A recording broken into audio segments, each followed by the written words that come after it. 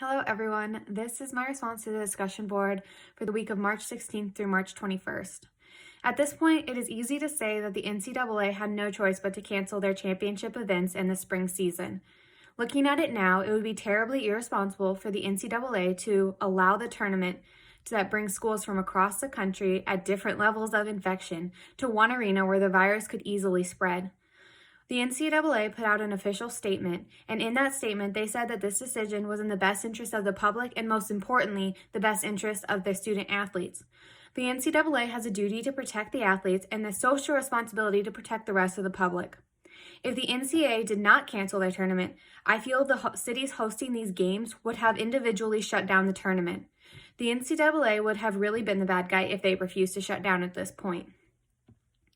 As for extending spring eligibility for athletes, I am happy that the NCAA decided to extend it for spring athletes, but I read an interesting article by the Washington Post as they really examined the repercussions of this decision. They said that after the NCAA announced they would extend eligibility for spring sports, there would have to be more discussion on how to actually accomplish this. Questions like, is this only for the seniors this year, or are we going to allow everyone who lost a year to make it up?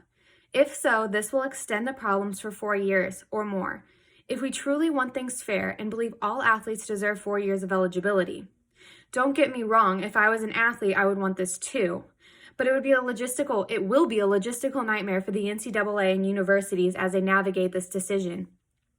The other questions are roster size limits, and I know the NCAA has the power to change that, but is it fair for the incoming freshmen who will lose opportunities because there are below even more players at this point?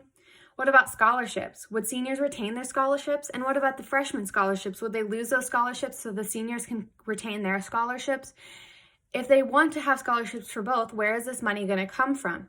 The NCAA, who is already taking a financial hit because of the crisis, or would the universities have to cover this? And if so, a smaller university on a very tight budget, would they even be able to accomplish this and give everyone the scholarship that they need/deserve?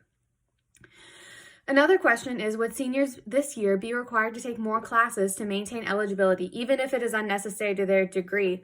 Do seniors really want to stick around an extra year just to play the sport, or do they want to get on with their lives and use the degree that they've earned?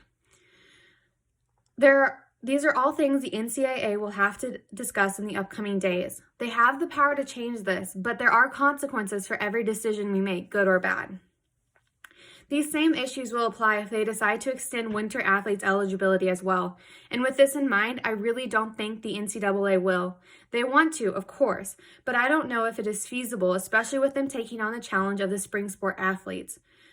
Winter sports athletes were able to compete for most, if not all, of their regular season, and at this point in the crisis, hopefully that is consolation enough. And I understand that championship is what athletes work their entire season for, but in the end, who can you really blame? Speaking directly to the seniors affected by this pandemic, I'm truly heartbroken for you. It isn't fair, and you weren't prepared.